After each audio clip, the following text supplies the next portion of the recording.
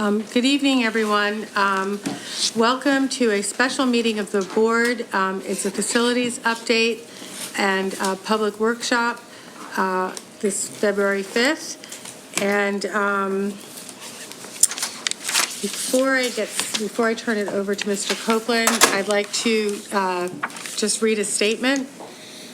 And this communication addresses concerns raised regarding the board retreat held at the Lower Merion High School on January 27th, 2018.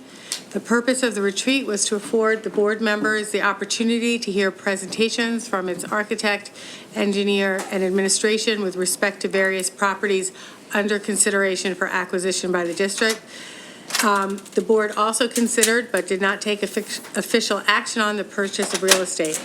The district solicitor was present to ensure that all participants were aware of the parameters of what discussion could and could not occur in order to fully comply with the Sunshine Act.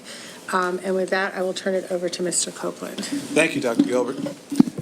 Members of the board and public, this is, actually, I think I've lost count on the number of facilities workshops that we've held over the last several years.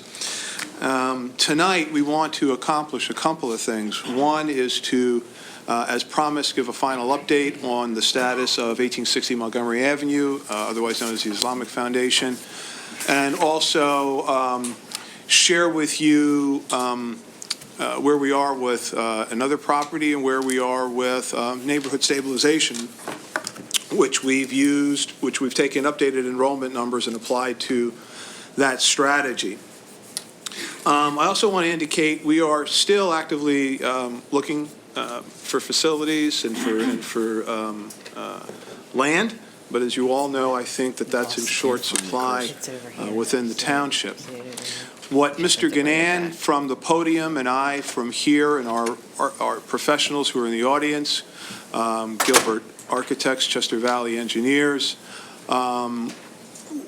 what Pat will be leading us through is this presentation, and the professionals I will be there to help support them. I just want to begin by saying, though, that as good and hard a job as the folks have done in putting this together, this is still a concept, not a program, and a program review that would normally take place through a decision. So once the board decides this is the property we want, here's where we want to build a school, that's when you really sit down with the administration, members of the teaching staff, and the community and say, what do we want this facility to look like? What kinds of things do we want inside?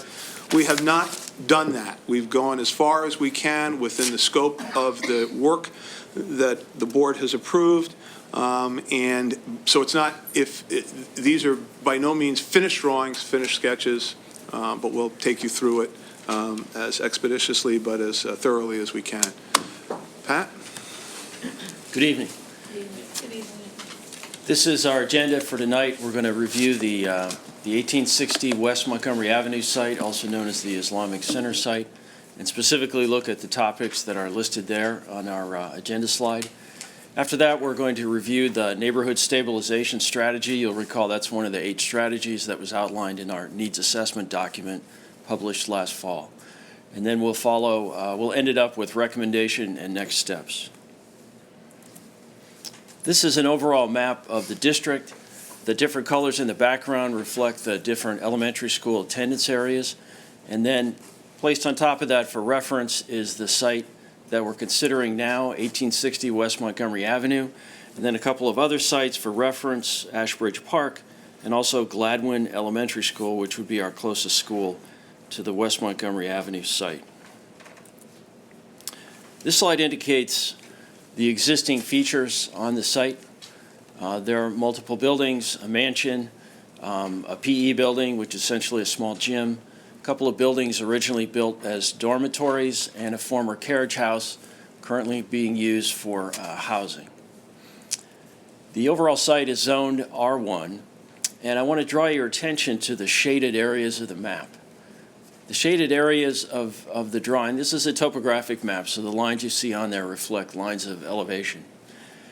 But the shaded areas represent steep slopes. The light shaded areas are slopes that are between 15 and 25%.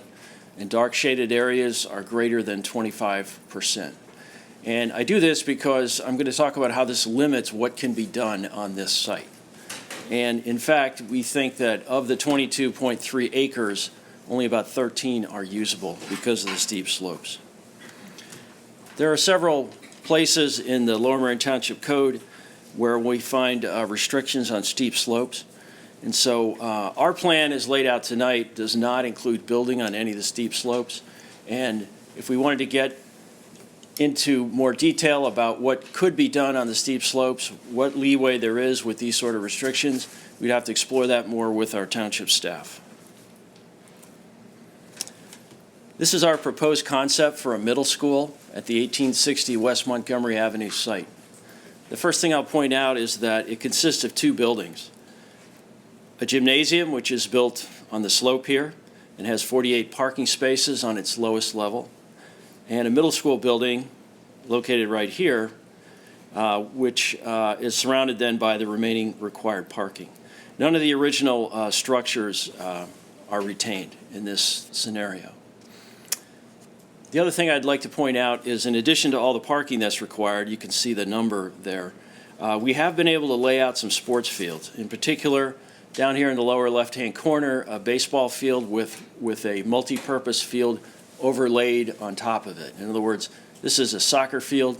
You could use it as a soccer field, or you could use it as a baseball field. Couldn't do both simultaneously.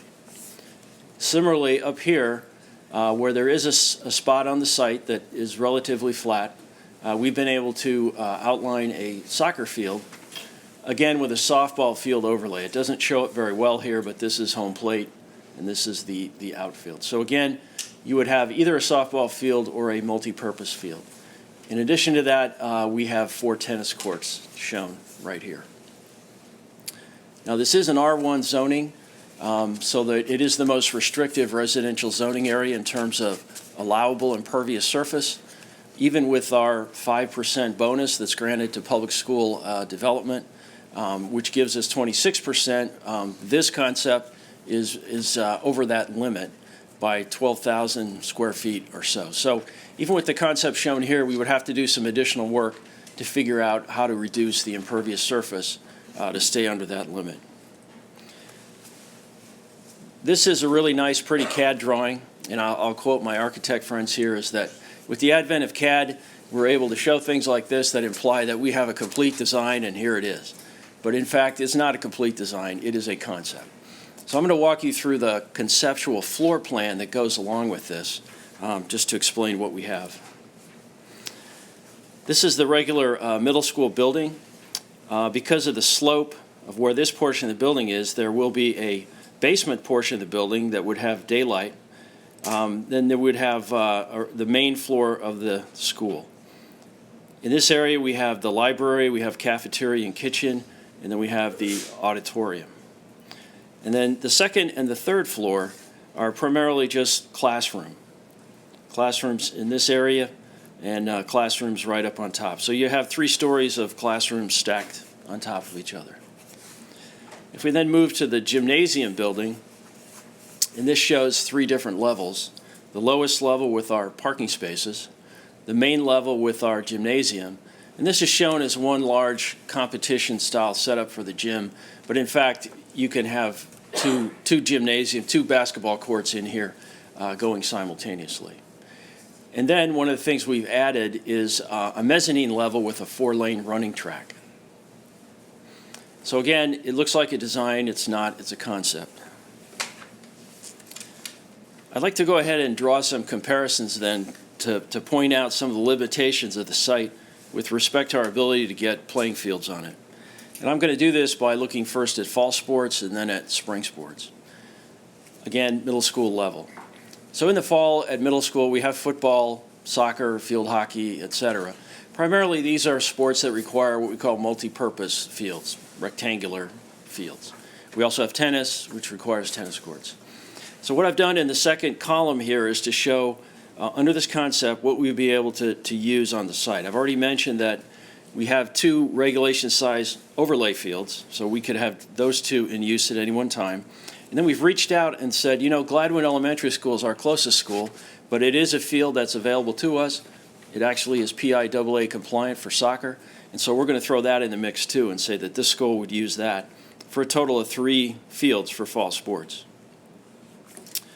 Looking at what we have already at Ballackinwood and Welsh Valley Middle School, BC has 3 multi-purpose fields on site plus a practice field. When I say a multi-purpose field or regulation size, I'm talking not necessarily about one that's PIAA compliant, but one that is big enough for middle school competition. And that's what they do at Ballackinwood over there on Amherst Field with those 3 fields. Ballackinwood, because it's one field inside the track is taken up with temporary classrooms, has displaced football over to Welsh Valley. And I think in some cases they actually have a combined team. Welsh Valley on site has 4 regulation-sized multi-purpose fields plus a practice field. Each of those schools, Ballackinwood and Welsh Valley, has their own tennis courts. So I've kind of summarized this in the little table at the bottom.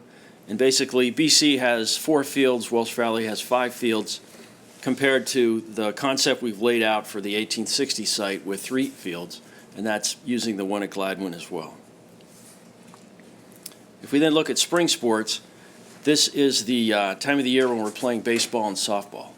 So in addition to multi-purpose for lacrosse, we're also looking to have a baseball field and a softball field. Then there's track and field, which requires a track, and of course boys tennis which requires tennis courts. Again, looking at 1860 West Montgomery, we've got 2 fields on site. You can use it as a baseball field or a multi-purpose, a softball field or a multi-purpose, but it's any way you count it, it's 2 fields. We add in the multi-purpose at Gladwin, we have our 3 fields. There's no track. We were not able to fit a track on this site. Looking at the other 2 middle schools, Ballackinwood and Welsh Valley, again, we've got our multi-purpose playing fields on site. Ballackinwood uses off-site baseball and softball diamonds because they're in close proximity to township parks, which have these facilities. We have a very close partnership with the Township Parks and Recreation Department, and we end up being able to use their assets for our teams, such as what's shown here. And then at the same time, when we're not using our fields, particularly the middle school and elementary school fields, the Township Parks and Rec permits those out to our youth sports groups in the community. When you consider the sports of all of our secondary schools, grades 6 through 12, my recollection, Pat, was none of the schools have a complete campus that they stay on. Even Harriton has to leave campus, Welsh Valley has to leave campus, everybody has to leave campus. One of the challenges with this site is there simply isn't an available park or locations close enough to 1860. The reason we showed Gladwin on the map was to show, really give a sense as to how far even that is from the site.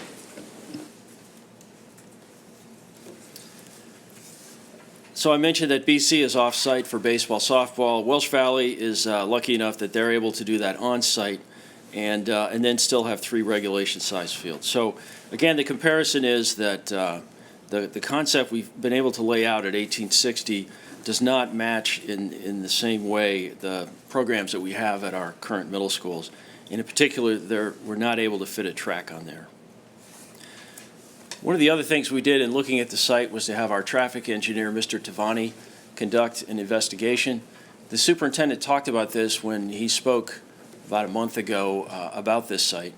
And so I'm going to repeat some of the things that, some of the conclusions that Mr. Tavani came to. They're pretty much the same thing that were covered earlier. Based on the traffic that is on Montgomery Avenue next to this site and the anticipated traffic we would have for a middle school, we would meet the requirement for having a traffic signal at the driveway, at the intersection. And ultimately, it would be up to PennDOT as to whether they would approve that or not, since they have jurisdiction over traffic signals, even though that section of Montgomery Avenue is not a state road. We would be widening the driveway for departing traffic so that we would have 2 lanes. Traffic could turn left, could turn right. By the same token, the increase in traffic would warrant constructing a left turn lane on Montgomery Avenue. So if you're traveling from here to the site, it would be a left turn lane built so that you could turn left into the site, and it would allow through traffic to pass. And then likewise, there's a possibility for a right turn lane coming in the opposite direction if you're coming from the north. We think of Montgomery Avenue always as an east-west road. At this particular site, 1860, it's actually north-south. So don't want to confuse you with north-south references. But lastly, and probably the most importantly, is the addition of a school and the traffic that it would generate is going to have a negative effect on the intersection of Montgomery Avenue and Spring Mill Road. And so our traffic engineer studied this. We had a brief discussion with the township. All agree that this is an area of concern, and it would most likely require additional improvements to this intersection, which may involve having to build additional turn lanes.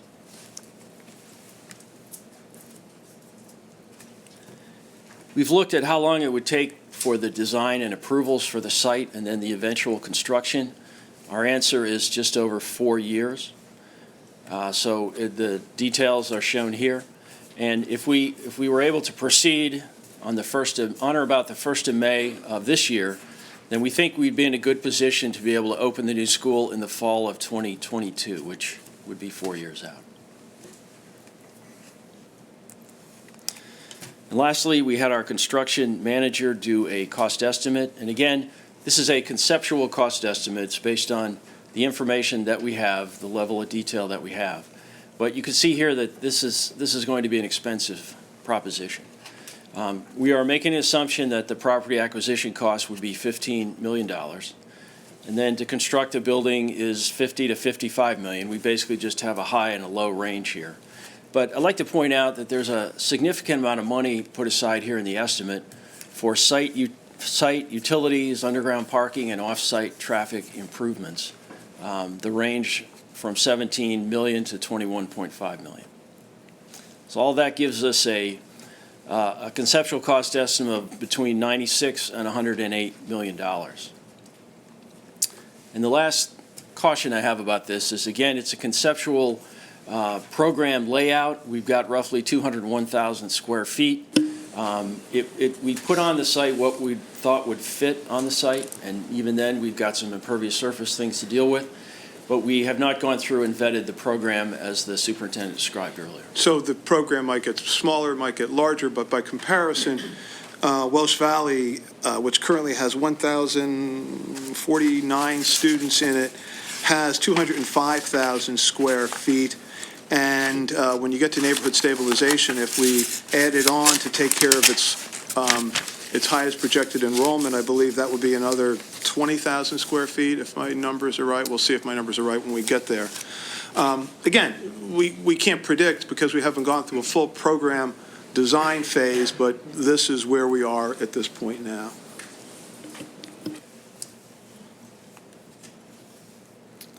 Okay, moving on to neighborhood stabilization. As I mentioned, this is one of the strategies that was outlined in our needs assessment document, and it specifically referred to the idea of adding on to our 6 elementary schools as needed in order to provide the additional space that the enrollment dictates for that location. In other words, it would maintain the same attendance boundary areas. So we have a series of concepts. I think you've seen some of these before that I will walk through for accomplishing that. This is a summary based on the cost. And in some cases, there are 2 options for each one of these schools. And so the summary shows the most expensive option. And you can see that the elementaries alone are about $40 million. And then I wanted, just to give you the big picture, I'm going to include what it would take to add on, we think right now, to the 2 middle schools, and then also remind everybody that we still have to do something at the high school. So that's all shown here. The elementary and middle school totals up to about $56.6 million. And then we still have about $12.5 million that we're going to have to commit toward adding on to Harriton High School. So I'm going to walk through each of the schools, and I'm going to show you this sort of information. The chart in the upper left kind of summarizes our optimum classroom capacity. That's what OCC stands for. That came from our facility study that was done last year and also included in the needs assessment update. And then it compares the worst case, highest projected enrollment. Highest projected enrollment comes from our two demographic studies. Worst case is we pick the highest one, okay? Now, there's some who would argue that's really a bad term, worst case, because it implies that getting more students is a bad thing, which is not a bad thing because we're in the business of educating and looking out for students. But in this case, I'm going to use that term, meaning it's the highest number of the two consultants. So the graph shows the progression over time, and the highest projected enrollment is 522, which exceeds the optimum classroom capacity by roughly 30 students. We looked at two options. One is to add a two-classroom addition onto the back of the school, as shown right here. And that basically would be one classroom on the lower level, one classroom on the upper level, and they're able to hook right into the stairwell that already exists in that location. So if we did that, this is the construction schedule that we're looking at and the construction cost estimate. Some pros and cons. We don't have an issue on that site with impervious surface. But we thought we would take another look at a second option in order to try to provide more space to alleviate core space problems at that school, in particular music. So it's just a variation on the first one. Instead of having two classrooms or one classroom on the ground and one stacked on top of it, we'll have two on the ground and two stacked on top of it for a total of 4. This would allow for the music to get off the stage, to get out of the storeroom that was the head custodian's office that they're using now, et cetera. Here's our projected schedule and a cost estimate, and as you can expect, it would cost more money. The nice thing about this is we think it could be built even while students are present. Doesn't require any swing space. We wouldn't have to displace any students. Moving on to Kinwood, the numbers here show that Kinwood's highest projected enrollment is slightly over its optimum classroom capacity, about 15 students. And I think if you recall some of our previous discussions about adding on to Kinwood, we've pretty much concluded that is not going to happen. It's not possible to add on to Kinwood in its current configuration. So what we've come up with, working with the principal, Dr. Martino, is an idea where we could create an additional program space inside one of the kindergarten rooms, which are quite large. And that would allow us to free up an existing classroom located next to the library. That classroom could be repurposed for a grade level classroom. It would be a relatively small project, even though it would still cost about $500,000. Moving on to Gladwin. The numbers at Gladwin show that the highest projected enrollment is roughly 50 beyond our optimum classroom capacity. We looked at two different options at Kinwood. Each one of the options adds 4 classrooms, and it also adds seating area space in the cafeteria, which is very short at Gladwin.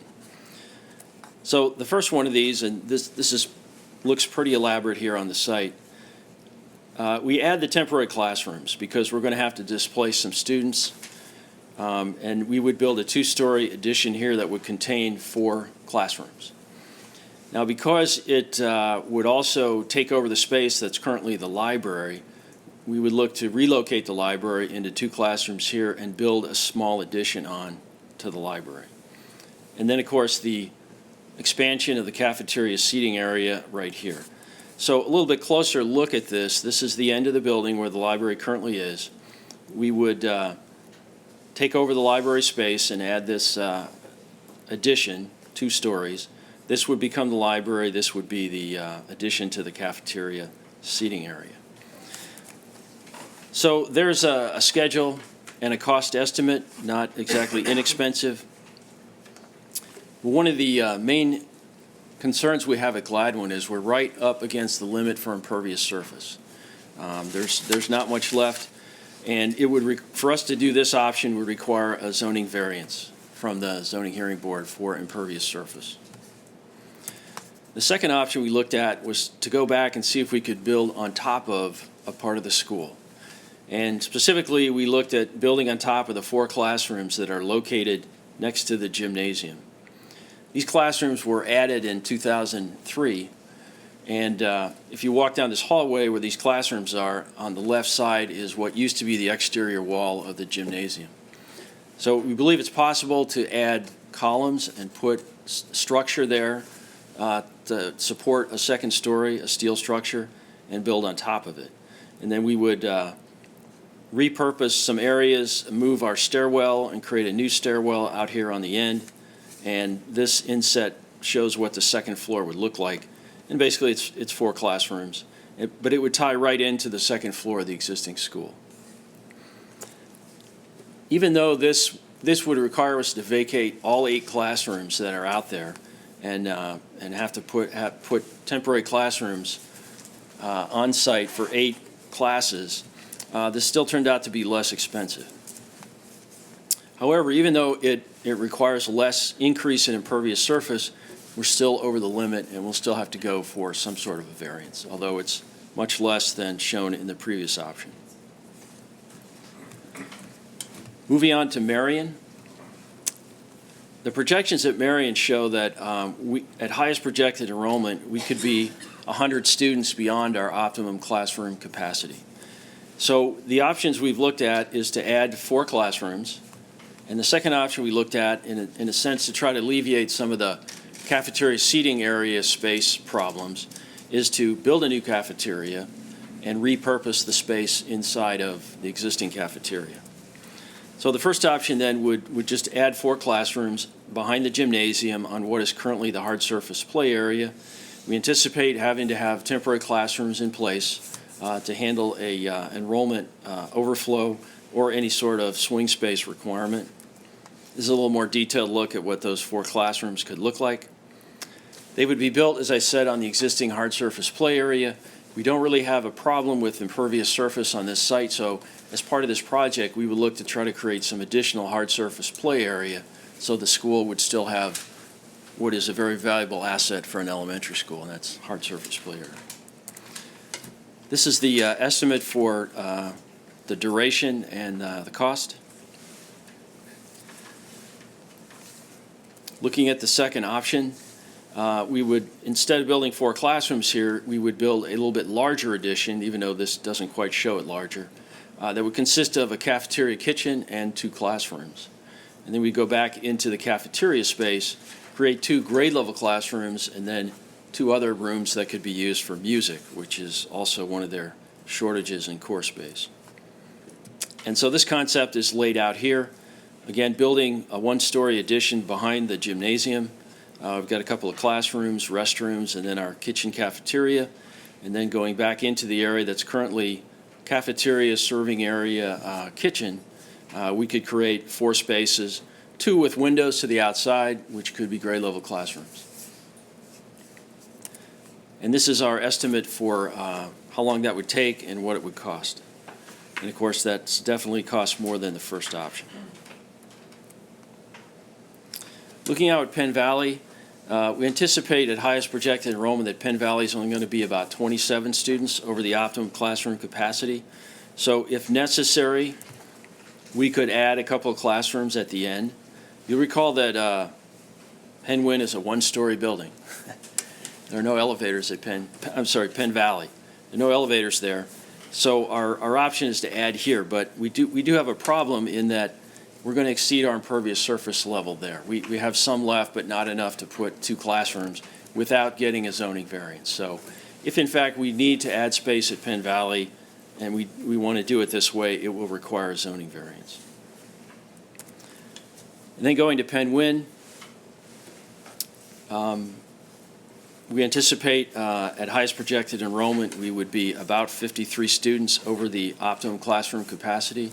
And I have to say that the optimum classroom capacity here was computed with the current temporary classrooms in mind, so that when I show you the option here for adding on to the school in a permanent fashion, it adds on classrooms to take away the temporaries and then the additional ones that we need. So what we're showing here is an option that I'm sure you will recall. It's one of the options we've looked at in the past for adding on. This is the one where we would build an auxiliary gym and 2 classrooms on the first level on the west side of the school. And on the second floor, we would have 4 classrooms. This is the estimate for how long it would take to design and build it, and then the cost estimate. As we're well aware, not only would it require land development approval, but it will be a very tight construction area, and there are many concerns in the neighborhood about various aspects of the project. So now I'm going to go on to the middle schools. And again, this was not strictly part of the neighborhood stabilization strategy, but in order to present a full picture, we wanted to go over that tonight. So this shows the optimum classroom capacity, and again, this includes the 6 temporary classrooms that are there, and the highest projected enrollment, and it looks like we're going to be about 136 students over our optimum classroom capacity. So again, our concept would be to add 12 permanent classrooms and take away our 6 temporary classrooms. And we would do it in this manner, which you've seen before, by adding a permanent addition into the area that's between the tennis courts and the school itself. And as part of that, we would add on a cafeteria seating area addition, and we would remove the temporary classrooms. As you recall, the parking that was required to support the temporary classrooms, we got permission to hold in reserve, so it was never constructed. And this is what it would look like with respect to the rest of the building. This is a logical place to put an addition. It ties into a main hallway within the remainder of the building, and we can match floor levels. That would be the second floor, and that would be the addition onto the cafeteria seating area. This shows how long we think it would take and the cost estimate. But again, we've got an issue here with impervious surface. And the site as it existed before we put the temporary classrooms in was right at the limit. I mean, no extra square footage available. And we got a temporary variance from the zoning hearing board to put our temporary classrooms in. No particular timeline was given to us, but it was obviously understood that if we're going to come back with a permanent project, we would have to go back to the zoning hearing board and get permission to do that. So that will be required. Looking now at Welsh Valley, its highest projected enrollment is anticipated to be about 114 students over the optimum classroom capacity. So our option was to add 4 classrooms. There's 2 different places we could do that.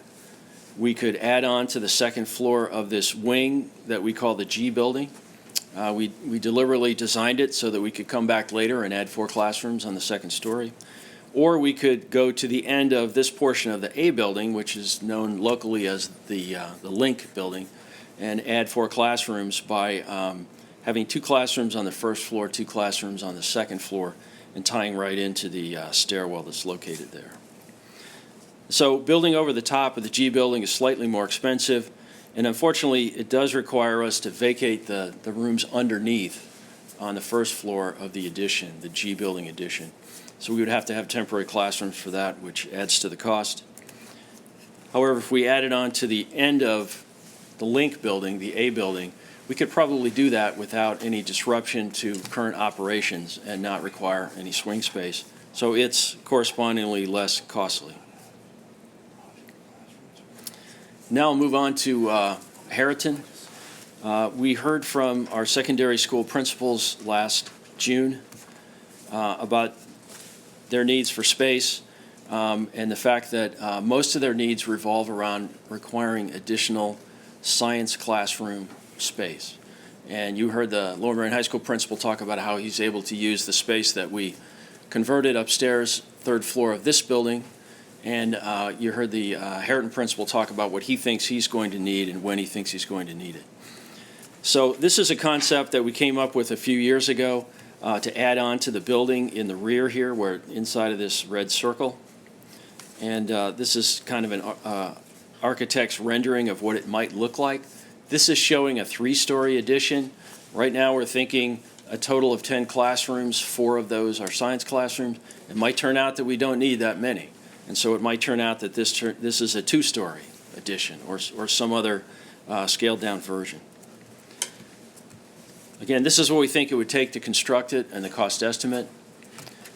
And while we have some impervious surface left at Harriton, We're going to have to work through the land development process to address parking concerns related to the increased enrollment. So, everybody still awake? Thank you, Pat. I'll go over the recommendations. So I think the board and public have heard me say on a number of occasions, we just don't have a perfect calculus. We don't have a perfect set of circumstances. Early in my career, I heard a story about a superintendent in New Jersey opened a school up one day, and it was the day it opened, it was overcrowded, and he looked across the field and he says, I guess we'll have to build over there. Whether it's a true story or not, it certainly is something I'd like to have, but it's not the situation we have right now. We looked long and hard at the Islamic Foundation site, 1860 Montgomery. And what we're finding is that the school would provide us with a significant lack of field space. I still think a 5-8 concept gives the district the most flexibility moving forward. It gives the district the most opportunity to be proactive in meeting the enrollment needs. So I think it's a good concept. My concerns about this building is that it's very difficult to fit on this site. It would be a significant compromise on the program that the district has become used to. The cost of the site and the cost of the building are so significant. I'm not wild about the neighborhood stabilization situation either. It provides the least opportunity for us to be proactive. We sort of have to build as we grow. There's a lot of unknowns along the way. It is some $40 million less than the site at 1860. So even with its lack of predictability, at this stage, that would be a direction I would recommend we go. But if I would suggest that we continue to evaluate the St. Charles Seminary property, at least visually, and we expect to make some site visits soon. At least visually, it looks like it provides the amount of land that we would need. Even a part of it is 40 acres. Not perfectly situated, but we think it has a far better set of circumstances. Or we continue to evaluate other sites as they become known to us. That's one of the reasons why you'll see in the resolution this evening the opportunity for us to move with somewhat more dexterity as things happen. We have the ability to evaluate them. And I still think that, and I do believe that the St. Charles Seminary site has some possibilities, and we'll continue looking. It's also my recommendation that we come to some conclusion by around May 1st of this year, so that we can take some action. I would also like to thank the professionals and Pat and his crew for their due diligence on this work. It has not been easy, but it's been very thorough. Thank you very much, Mr. Copeland, and thank you, Mr. Ganan, as well. Before I open it up for questions from the board, I do have one clarification that I'd like to make on the slide deck. So I noticed on slide, I believe it's 17, which has the second summary of neighborhood stabilization. I think it's slide 17. Let me go back quickly. Yeah, it is. So my understanding is that if we built at 1860 or another middle school, 5 through 8, then we would take care of the elementary schools as well as the middle school needs. But we would still have to build at Harriton, correct? So, yes. And then if we do neighborhood stabilization, we have to add on to the elementary schools. We also have to add on to the middle schools, but we also have to do Harriton. So basically, whatever we choose in these two scenarios or any other scenario, we have to build at Harriton. So I'm wondering if it makes sense, which, by the way, this presentation is already on Board Docs, so you could download that or open up from Board Docs right now. But I'm wondering if we could change slide 17 so that we would take out the Harriton numbers, because we would have to do that either Okay. way. So it's not a true, it's not an apples-to-apples comparison. Take that out and maybe have an additional slide afterwards that says, Harrington High School, and that could be added on to either scenario. I just think that would be Clearer? if that makes sense to everybody else. But I'm wondering if we can add that to the current, change that. I know it's already on online, but perhaps we could change that tomorrow, if that would be possible. So at this time, I'd like to open up to board members who have any questions or comments, and then we'll be opening up to community shortly. So you want to start at this end? David, do you have anything right now, or? Not right this second. Or- Melissa, I also had that same question, so thank you for raising that. My question is it's just theoretical. So if we have to go the neighborhood stabilization route for, we can't find land or, whatever reason, that's a number of projects to be managing across the district at once. And so, of course, we have I know we can handle it, but No, we can't. Okay, so I just. So if it were to happen all at once, that would be a problem. That would be a challenge. Some of them would have to be stepped out, but it Yeah. would be a very complicated and an ongoing construction situation. Yeah, I guess that's what I just wanted to, right? My impression is that would present a very complicated time for us. It would be a challenge, but that's what we live for. So. Right, okay. But in raising the point, I should have added that, as Mr. Gadan said in the beginning, the total amount of dollars is taking the highest projected enrollment and taking the most expensive of the options, including some options like Penn Valley, which are less likely to occur at all. Is that fair to say? Yes. Okay, and I guess the only other thing, there are a number of places and some current places that are using modular temporary spaces, which no one loves. So I just wanted, can you comment on that? It would probably appeal to us more if we, let me just go down here to this.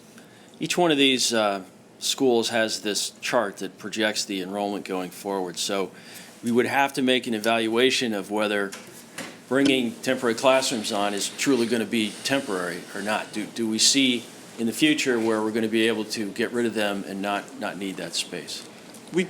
We did look at that early on, and we tried to do a cost estimate. We didn't try, we actually did do a cost estimate. How long would it take, for paying the rent before there was a break-even point, and you go back. And here's the problem. You say, I'll do this because in 5 years I won't need it, and then all of a sudden in 7 years you still need it, and then you go, if I had just done it, and you're always second-guessing yourself. Yeah, I have an eighth grader walking out to the classrooms at BC, so I'm a little more sensitive to the situation. Thank you. Thanks. A lot of stuff here to process. I have a couple, just hopefully quick questions. Scott, by any chance, do you have a sense of what percentage of middle school students play sport?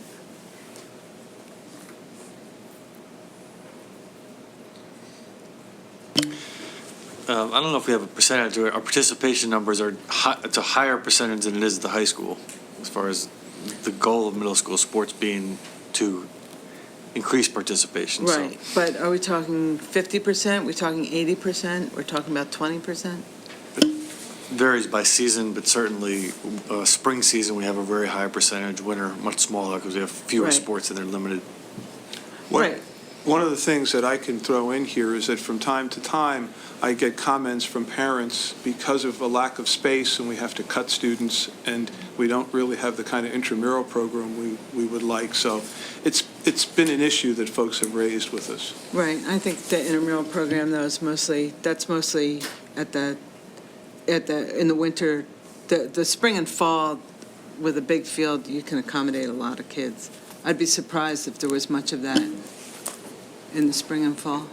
I think we have quite a call in the spring and fall. I know we have over 100, one of the middle schools had like 150 kids in track. Right, but they're alone. not, but they don't cut in track, right? No, That's but what I'm saying. I'm just talking about the cutting in terms of the cutting. It's mostly the winter stuff where you have it's mostly the very winter, but I limited think, space. my understanding is baseball and softball, Well, baseball, I think it's a safety issue, right? Baseball, we have had to, yes. because you're trying to get 7th and 8th grade teams basically on the same field. Correct.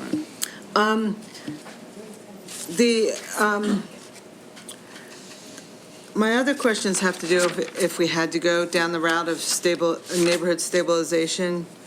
And in addition to Lori's point, which was also something that I was thinking about in terms of, you can't do all those renovation projects at the same time.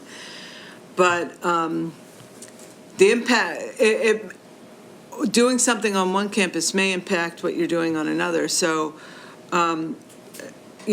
at the elementary schools where the high schools or middle schools use their fields, I don't know if we're currently using Gladwin's playing field or not, but if we are, then the renovation project at Gladwin affects the playing field situation for the high school program.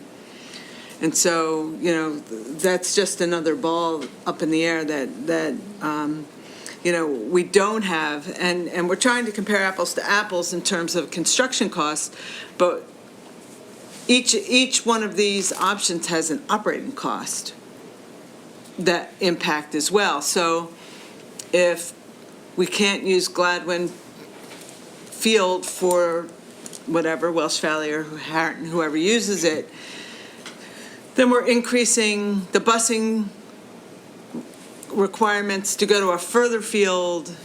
It's just another one of those pieces that, so at first blush, neighborhood stabilization might look like the cheapest alternative, but it may not be.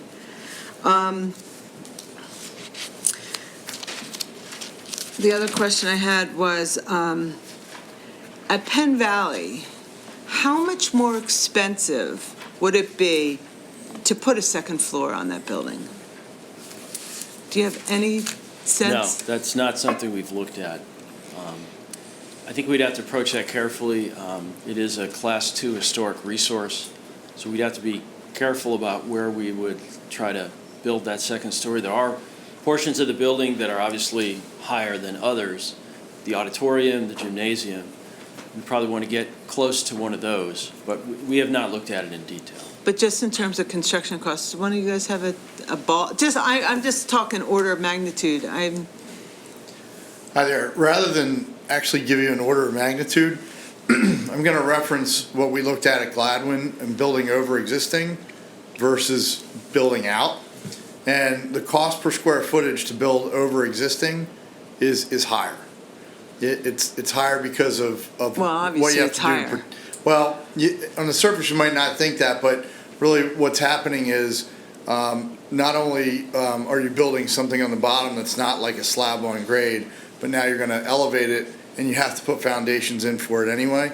So in terms of an order of magnitude of cost, I can't necessarily, it's not double, but it could be 50% more. It's much more, enough more that if you could extend as opposed to going up, it is much better use of your money. But Damien, do we know for sure that Gladwin's engineering, because you're over the new section, right? Was that designed to take a second floor? It was not. It was not? No, not So- like Welsh Valley that we referenced over Right. Building G. And so one of the things you have to find is, could you build on top of it, or do you have to tear it all down and start all over? Right, or do you put the supports out wider and Yeah. Right. and build sort of around it? And then my last question is, at the highest enrollment on the slides you have, this slide that you have for the two middle schools, BC is 136 seats short and Welsh Valley is 129 seats short. That's 265 seats short. If we were to build some sort of middle school annex on the St. Justin's site and then partner school at the middle school, might that be a less disruptive and a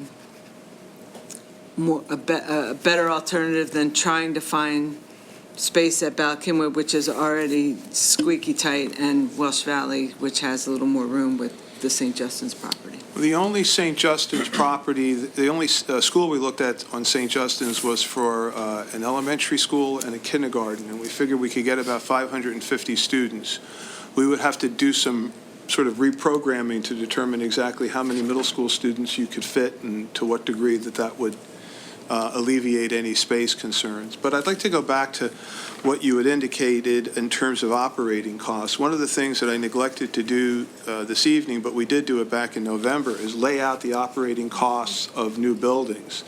And so the operating costs of a 1,200 pupil 5-8 middle school, I'm going to try and remember, I'm looking at Mr. Orlando, whose brow is wrinkles, which means he's trying to find it. It was at least $2 to $3 million, I think. That would be added on to a new middle school. That would be an ongoing cost. And we measured that, as I remember, against the new operating costs with electric and utilities and so forth and so on for neighborhood stabilization. So you can probably go back and take a look at that. Right, and I guess my point is you'd only need 300. You wouldn't need the 550. You'd only need at most 300 because assuming these projections are right, 136 at BC's highest, 129 at Welsh Valley's highest, that's 265. So, you might be able to not have to build 550. You might be able to build only 300 and still, if you use that partner school and concept at the middle school, address the issue. Right. I'm just throwing out an idea to think about. He was responding to your earlier question, Yeah. which I was going to ask about the operating costs of a 5 through 8, because you were saying having to, take out a field at Gladwin that the high school students would be using would cost, but we also didn't actually put in these slides the costs of putting a principal, et cetera, at a 5 through 8. We did in the 27th. No, I know. Yeah. That's what I'm saying. Yeah. So, there's two different issues. Okay, Dee? I don't. I think that's good. Thank you for the presentation. I wanted to go back to I guess it's slide 3 on the first presentation around 1860. And again, continuing on the line of the conversation around comparability with our middle school programs. When we talk about comparable resources, both academic and athletic, and then also looking at the allowable versus the proposed impervious surface, could you talk a little bit more, in a little bit more detail, Pat, and maybe this is for Damien as well, some of the compromises? I know we had talked about potentially wrestling not being here.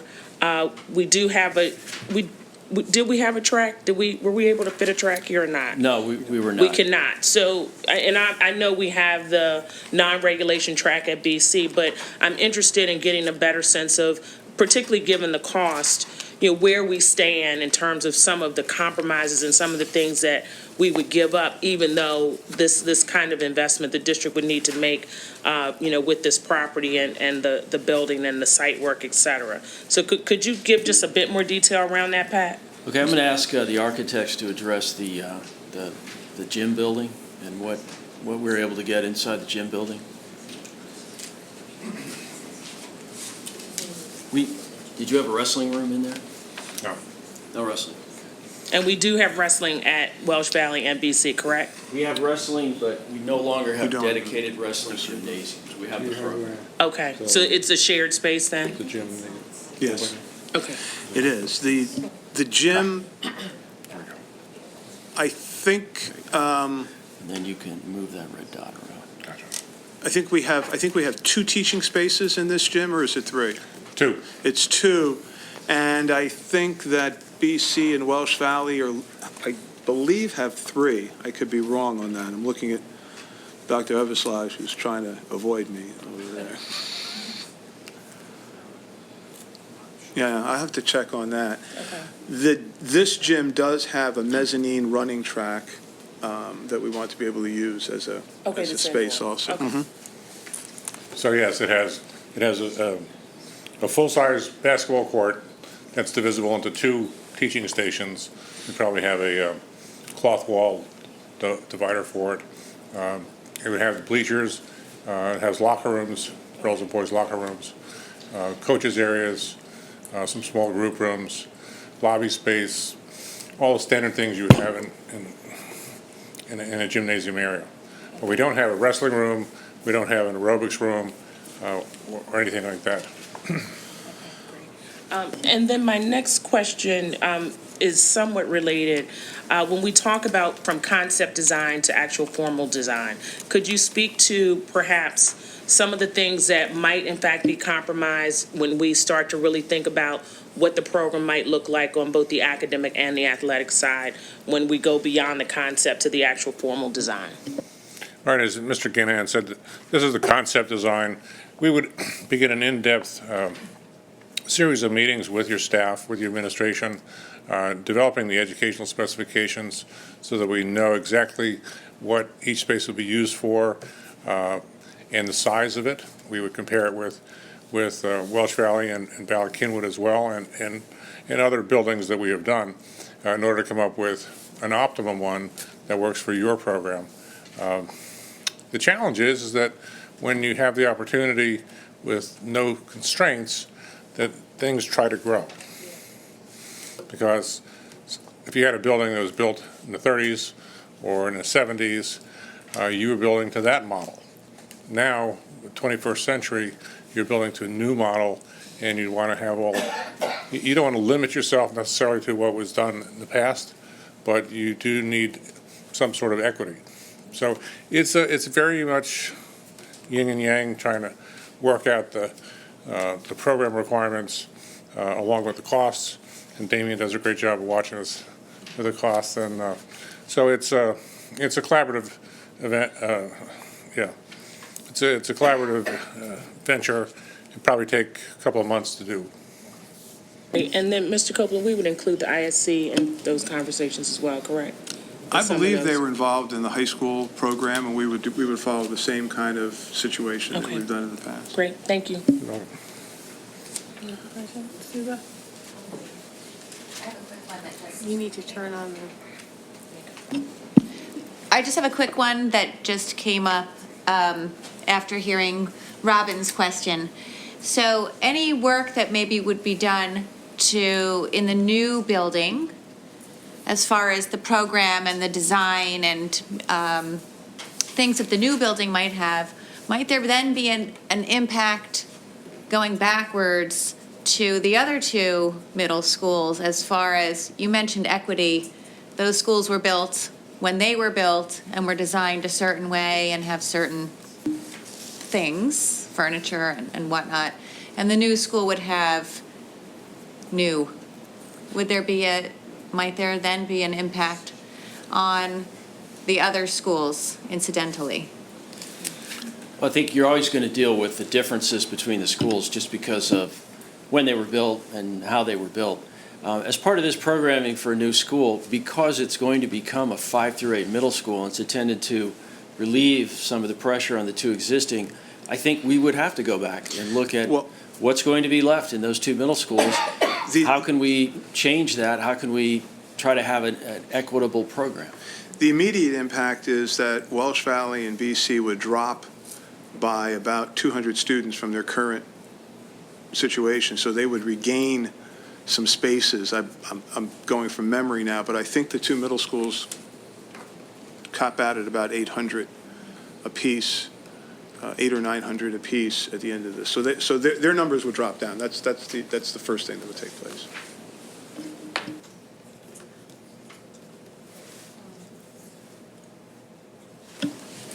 Okay, at this time, we're going to open it up for public comment, and I'm going to ask that everybody who wishes to speak come up now and sign up, and then we'll close the list because we've got to figure out, we still have more to the meeting to do after this. So I'm asking that everybody who's interested in speaking come up now and sign in, please, and we'll have the usual 3 minutes. We'll ask that you say your name and generally where you live in the district. So please sign up now.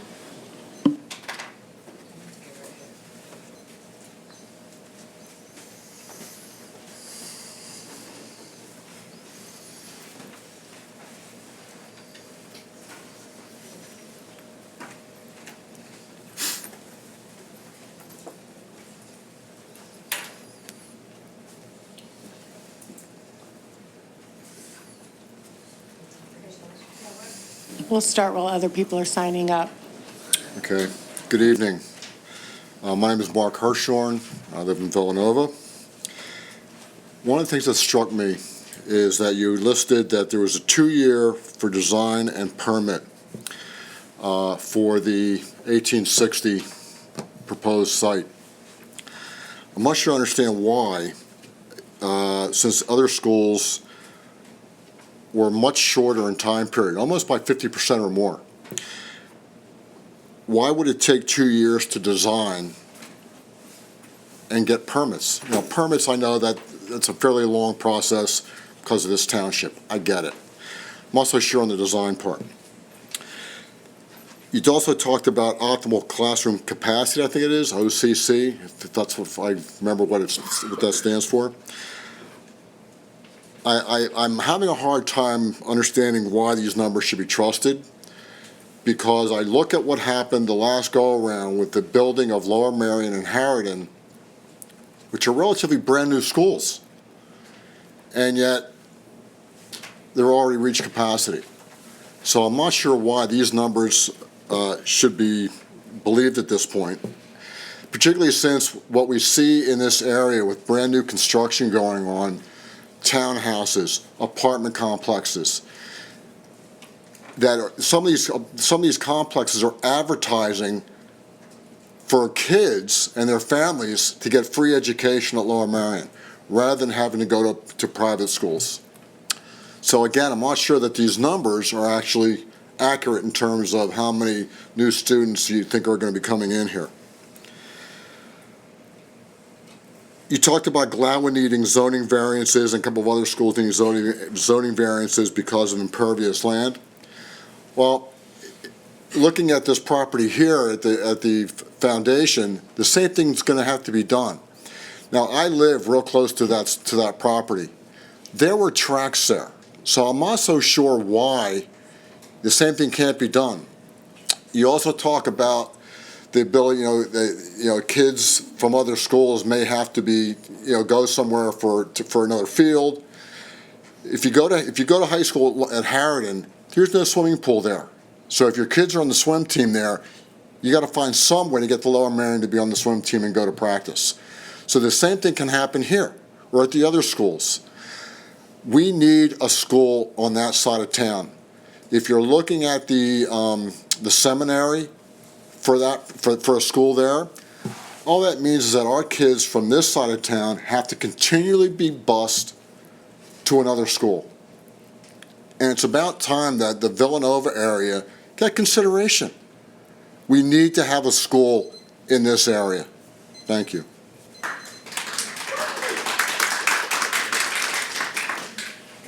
Thank you very much.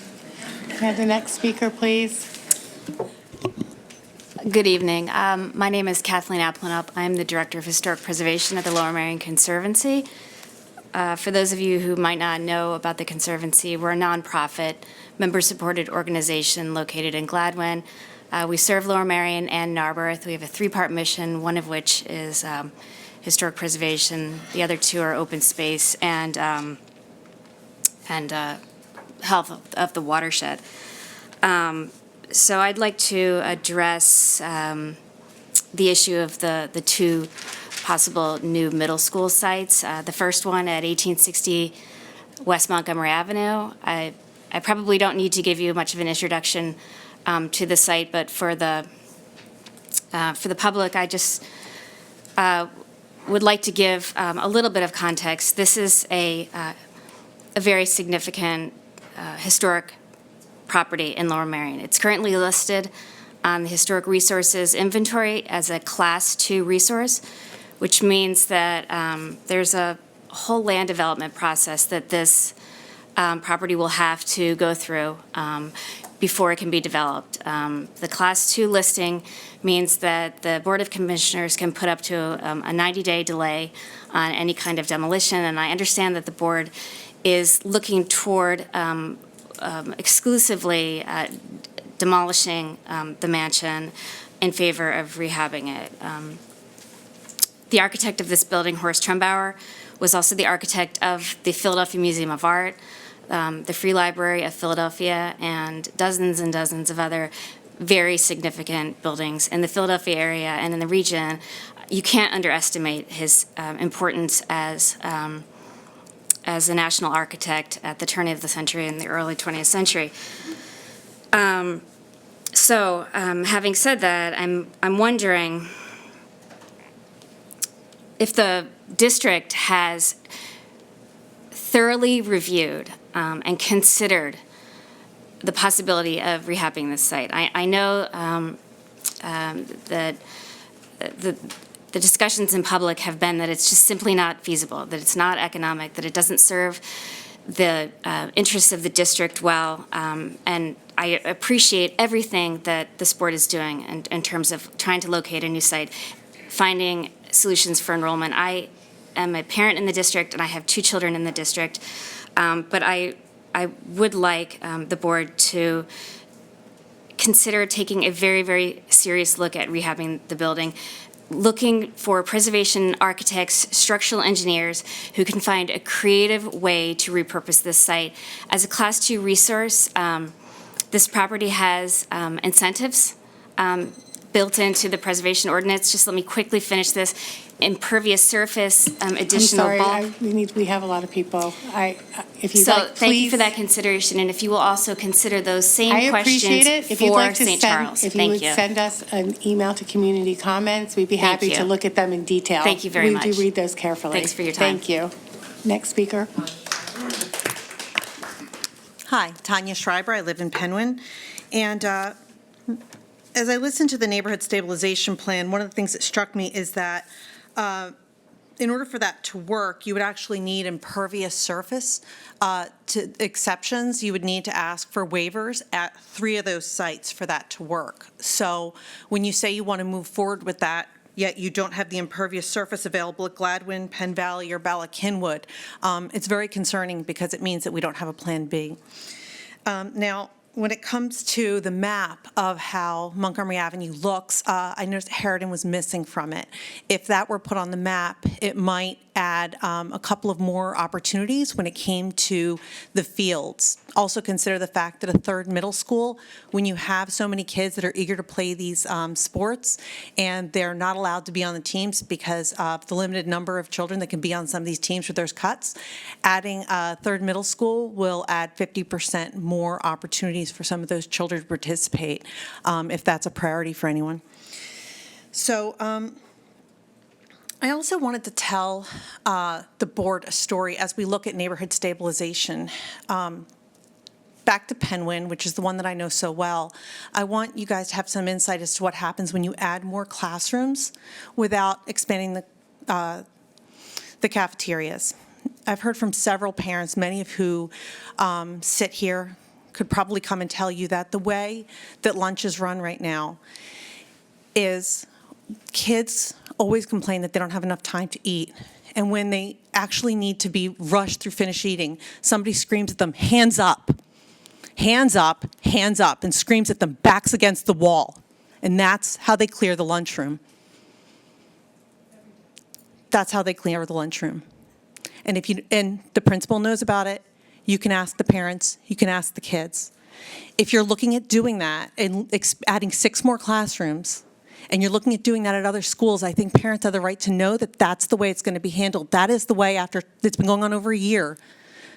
And that's the best they can do with the number of kids in there. And so if you add 2 additional classrooms, you're going to make that even worse. And as you look at, I know that there's always possibly, if we wait and wait and wait, there's going to be more opportunities and possibly another piece of land will become available. But if it's urgent to get new land, if it's urgent to make the school better, then we also have to look at the cost of waiting. And if this really is urgent, it's going to take 4 years. Maybe this isn't perfect, but maybe saying, instead of asking for 3 impervious surface waivers at 3 other locations, maybe asking for 1 impervious surface waiver at this school where you know you have the commissioner's support, where you know you have the Board of Commissioners' support to expand it. If all we're missing is 1 more field and 1 more track, if we can move the parking off to the side and have that center area for more fields, maybe it could be a better solution than the others. Thank you. Thank you very much. Can we have the next speaker? Yeah, I can summarize some of the questions. First, the 2-year time period. Would one of the architects or Damien talk about that? This is what happens when you sit close to the podium. So 2-year time period, if we go back to that slide, you will see that it says 2 years are put in there for permitting and design, with the expectation that if we were to get less time in for permitting and design, that would go to construction, which would really get us to that start of the I think it's the 2022 school year. In the case of permitting, which is the critical path, not design, yes, we can design faster than 2 years. We can design something like that in about 1 year. There was a discussion about what we will have to potentially go through because this building is a Class 2 historical resource. There is also a lot of work to be done with respect to the highway occupancy permits and everything that we need to do to improve intersections. So rather than tell you that we can do this in 14 or 16 months, we told you we can do it in 24, and if we were able to reduce that, we would put the time back toward the construction period to make sure that we potentially finished early and gave you float. Thank you, Damien. In terms of the trusting the numbers, I think I've talked or spoken a number of times about the fact that we do not have control over who moves into the community, how many new apartment buildings are built, how many new residential areas are designed. So we try and make, and we went to the trouble of getting 2 demographers to try and triangulate the information to say, at any particular point in time, using your scientific methods, what do you think is going to happen?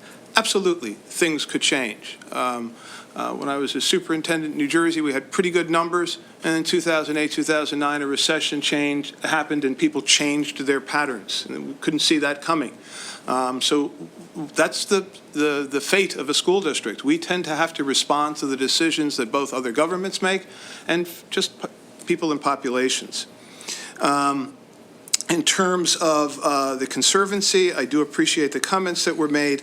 Unfortunately, given the site limitations, if we were to go forward with that, it does present enough of a situation for us that we wouldn't be able to use it at all. The comments that were made about impervious surface at other sites, this site, as it stands now, does not meet the impervious surface. As the program grew, it would probably be a larger one. Yeah, neighborhood stabilization doesn't have every answer. It has problems. We also showed a worst-case scenario, highest projected enrollment, and probably an over-reliance on those things that we need. And impervious surface, as I understand it, is an issue of zoning, not commissioners. Is that correct? That's correct. Okay. In terms of the use of Harriton, we did look at Harriton. Harriton, as I thought I mentioned, just like all of our secondary schools, doesn't have enough space for itself. I originally thought, wow, I think Mrs. Bonaventura mentioned the track at Harriton. That sounded good to me until I found out you got about 150 kids on the middle school track team, not mentioning the other. In terms of the comments that were made about the lunchroom decorum, well, Mr. Bernadowitz is here. Mr. Bernadowitz, would you mind sitting next to Mr. Gannon and responding to what you heard?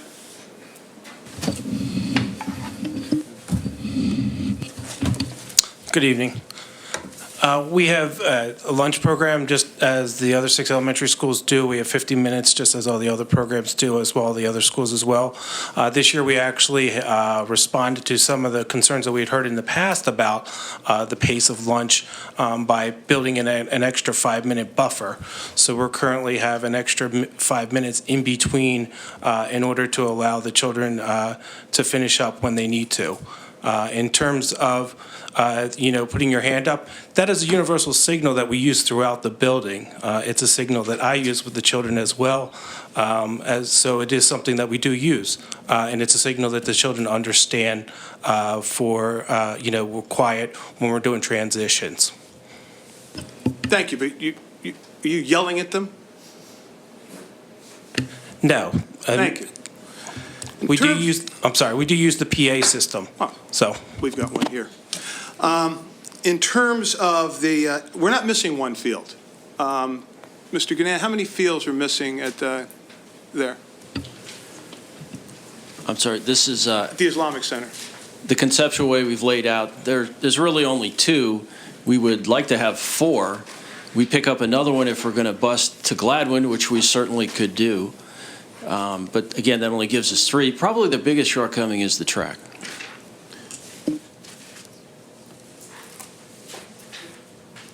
Okay, thank you. Can we get the next person? Who would Sure, that be? we have Mr. Sharon, and then Chrissy. Sharon Weinstein, and then Chrissy Madden.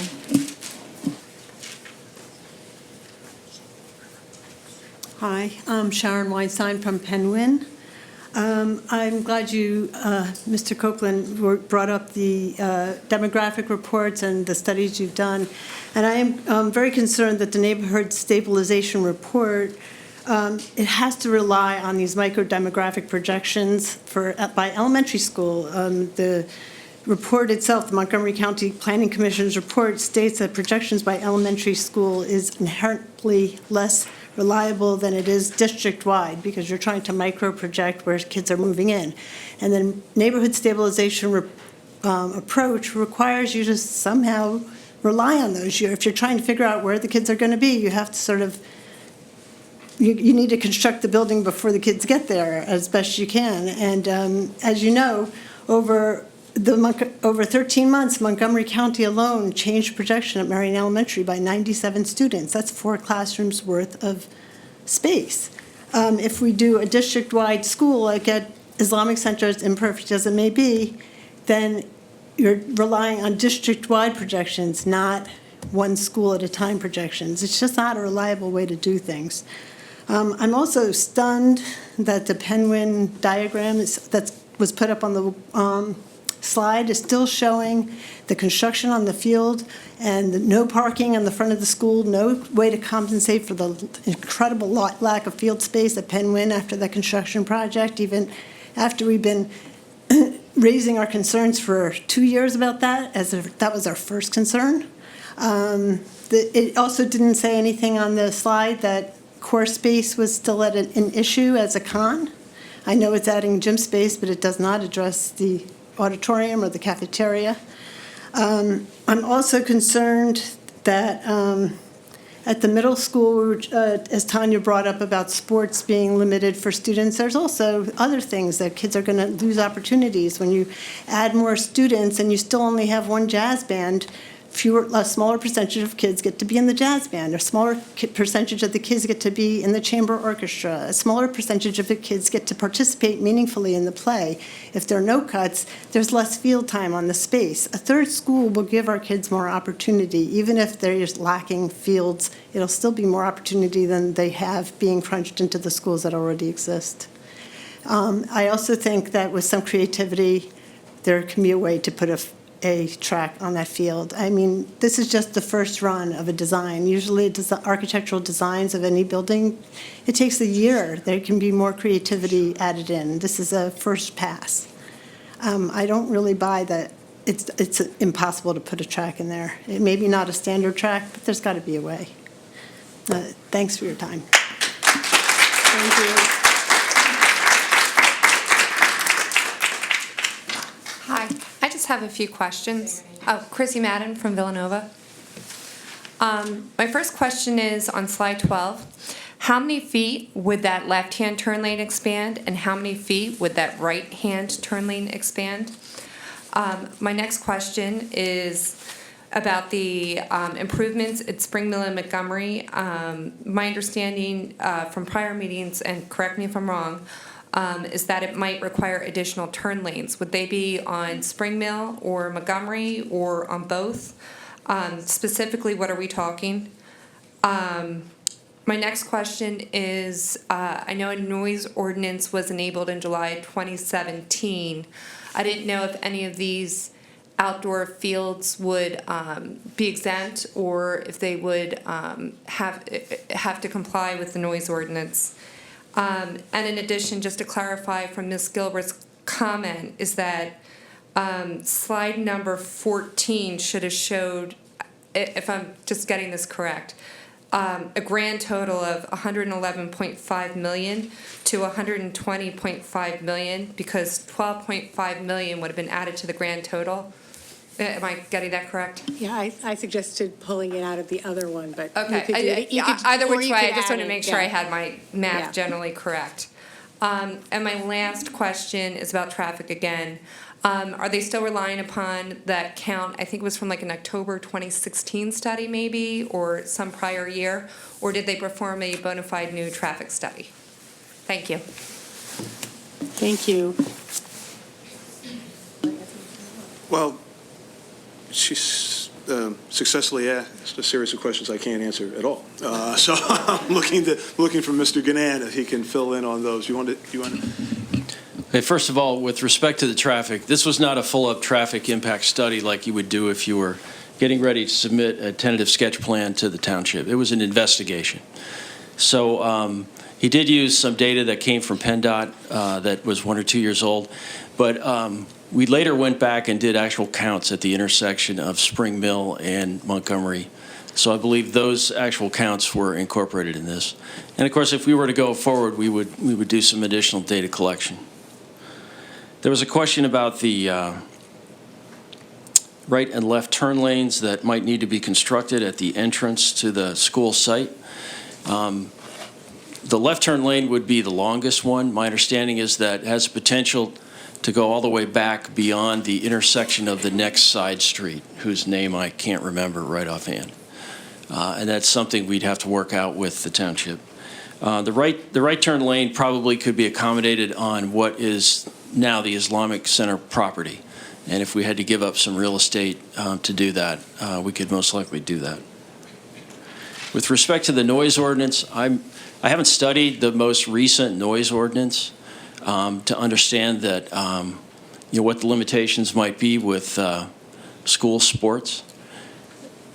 In general, we don't play anything after dark, so that would be one hard stop where outside noise would not apply.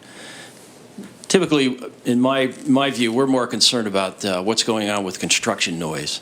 And so if there is a construction project at a site, there are definite limits on when that noise can be made, and we get involved with our contractors to help enforce that. And I'm sure that's still in the ordinance. And as long as we stop for that, in terms of, Mrs. Weinstein said, I mean, in terms of the limitations of the neighborhood stabilization, I think I agree with you. I think that it would be great if we could find a facility where we could have a 5-8 middle school. I don't think either plan is perfect, but I don't necessarily disagree with the limitations of any enrollment study. In terms of other diagrams, we've taken. I have to say that the administration, Mr. Gannon and his group, have taken innumerable recommendations from folks and really tried hard to work with Penn Win, going back and forth with the professionals and so forth and so on. But many times the township asked for finished drawings and so forth and so on.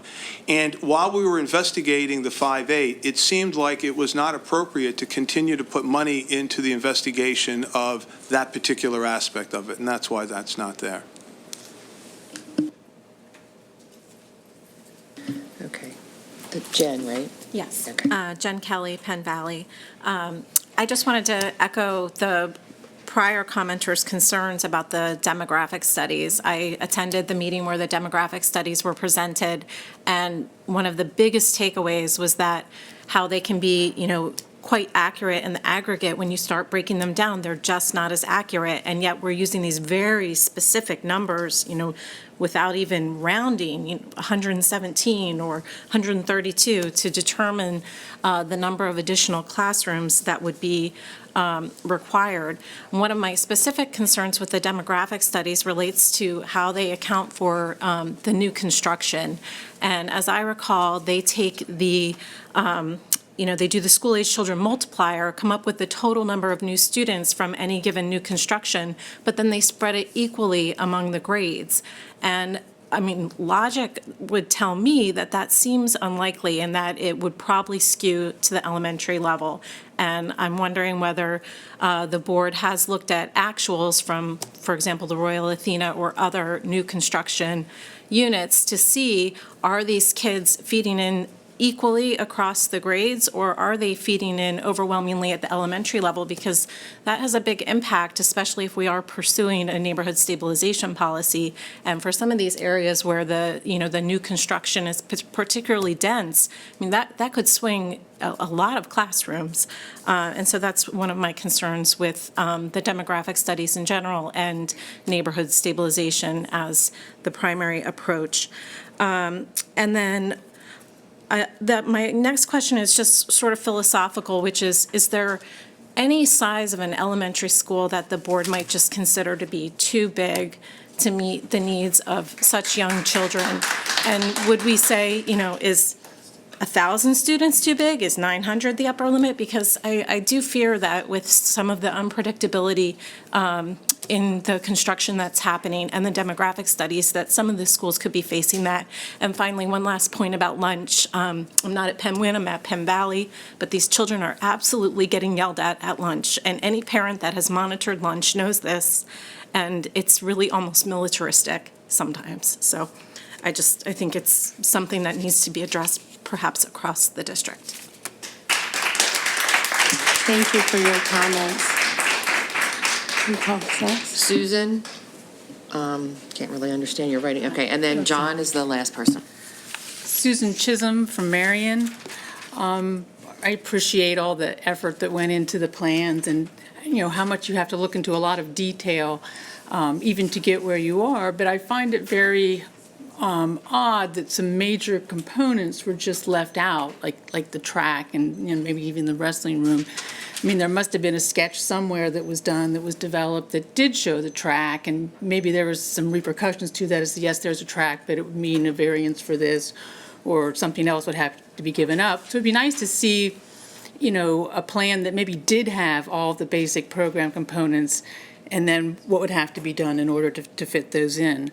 Another comment I had is the township is really developing a lot, and they're really very developer friendly, and they're trying to encourage this development. There was an article just written that that the township has helped us in the process and enabled the area to become more competitive with other regions. The work Lower Merion Township has done to create a commercial core that allows for live, work, play, learn, and to be competitive.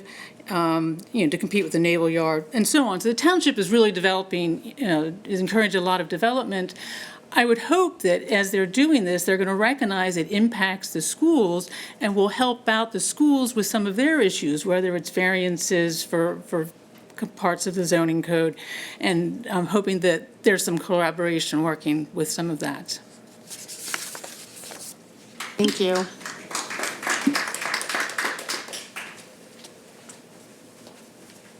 Hello, my name's John Keeler. I'm from Ardmore. I'm going last, so a lot of what I was going to say has been said, but I want to echo support for the Montgomery Ave idea and the idea about the sports being an issue. I think, as was noted about Harriton kids and other people having to go other places for baseball and the track for BC being less than regulation, and it seems like every school has issues with the sports to begin with. So to have that be a disqualifier may be, a little too far, because we get creative, we solve problems and we make things work.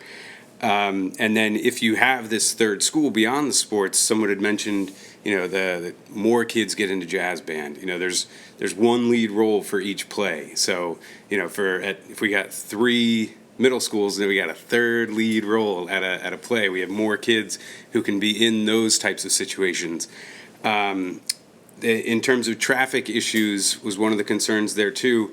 If these more kids go to the other middle schools, there's going to be traffic issues at those schools. If there are currently traffic issues at Penn Wynn, I've heard. There are traffic issues everywhere, and some of them, such as at Penn Wynn, I do believe it's some sort of state road issue that we can't solve. So this might help alleviate traffic issues elsewhere, though we would have to deal with traffic issues there.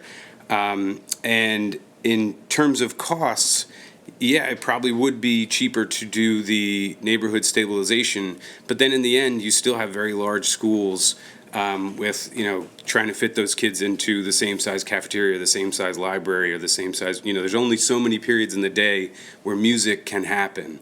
And so if you just have more classroom space with not as many of those other core spaces, those issues don't get alleviated.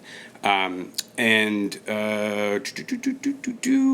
other thing I wanted to talk about, Mr. Copeland, you had mentioned when you were talking about the middle school site, you had said significant cost to programming, and I was just wondering if you meant programming beyond the sports stuff that had been being discussed, or if there was other programming that you were thinking of when you said that. Thank you. Thank you very much. That's right. Thank you. Sure, I can touch some of the points. In terms of the demographic studies, again, I think that they all have limitations.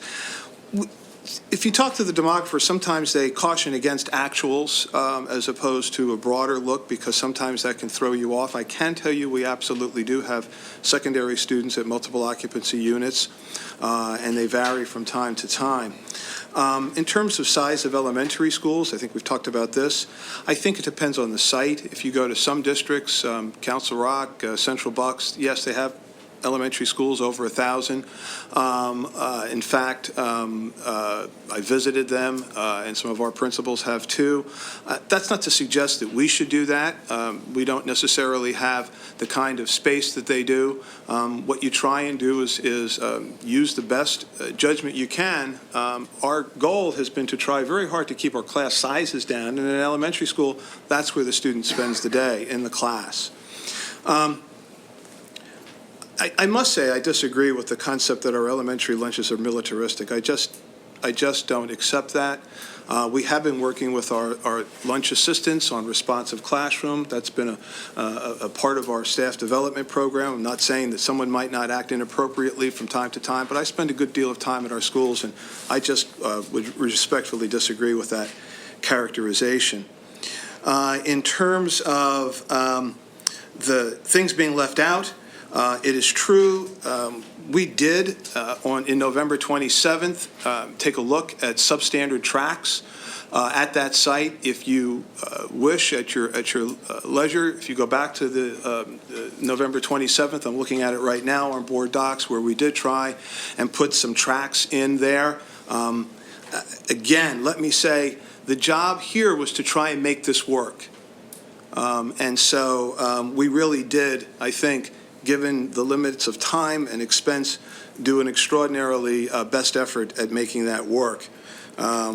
In terms of going other places for athletics, that's the problem. I was trying to get through the evening without mentioning Ashbridge Park. That would have been a perfect place, and quite frankly, would have made it all work. But that's not something that the community seems to want to continue with, and that, that's just the way it is. And I'm well aware of the traffic. Okay, thank you, and I want to thank everybody for taking the time to listen to the presentation and for your comments and questions. Do you want to, we need to, Oh my gosh, we're not I done. forgot. So, almost done, but we're not done yet. Yes, we have some recommended actions. The administration recommends that the Board of School Directors approve the individual work order for professional services for F. Travani and Associates for traffic analysis at sites to be identified by the district for possible acquisition in the not-to-exceed amount of $11,000. Do you want to take them, and take them both at the same time? And B, the administration recommends that the Board of School Directors approve the individual work order for professional services to Gilbert Architects for feasibility study and tentative sketch at sites to be identified by the district for possible acquisition in the not-to-exceed amount of $115,000. Okay, thank you, and I just want to say, as I do every time, that Gilbert Architects is not any relation to me. Are there any questions? Do I have a motion? Actually, I have a quick question. These are not to exceed, so we could, if the projects don't pan out, we won't spend the full amount. Oh, no, correct. Okay. Sorry, thank you. Sure. Do I have a motion to approve? So moved. Can one of you give me a second? I'll take the second. All in favor? Aye. Opposed?